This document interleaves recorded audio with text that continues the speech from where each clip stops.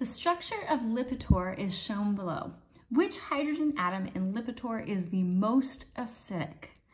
And so if we had actual Ka or pKa values, we would simply look for the lowest pKa or the greatest Ka.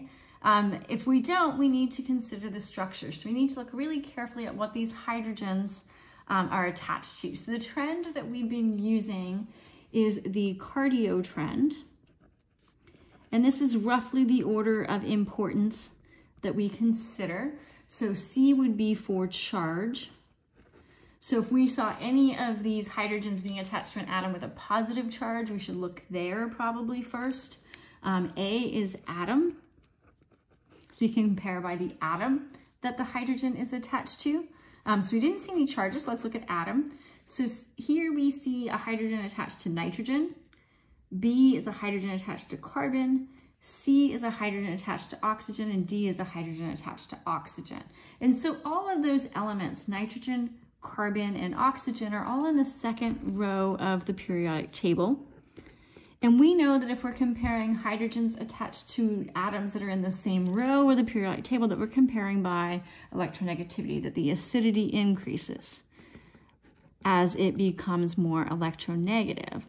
So that means that we are going to be comparing these two hydrogens attached to oxygen. It's not going to be the hydrogen attached to carbon or the hydrogen attached to the nitrogen. So we're going to cross those out. And so now we need a way to differentiate these two hydrogens attached to oxygen to say if there must be something different about these. So we're going to move down our list, and R is resonance. So resonance is the sharing of electrons. So what we're really looking at here is we're looking at the conjugate base. So if we're looking at C, this is an alcohol. Okay. And so the conjugate base of an alcohol really just looks like this. So there's no resonance here. There's no way to share those electrons. We can't, I mean, if we look back, instead of R being the rest of the molecule up here, you've got an sp3 hybridized carbon. You can't swing those electrons in because you'd put too many bonds on carbon. So with this alcohol, there is no resonance.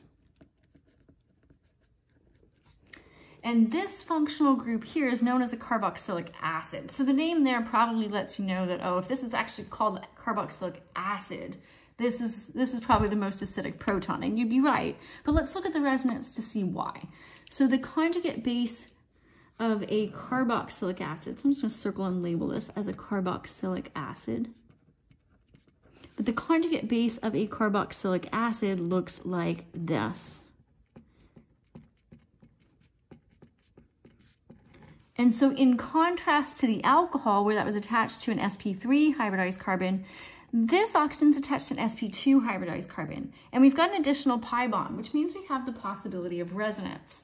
And we can actually draw another equivalent resonance structure. We can move one of these lone pairs in to form the double bond here and push this out onto the oxygen. So it really just gives us what you might have thought of in a previous class as, oh, that would just be another equivalent Lewis structure. We could draw it either way, it doesn't matter.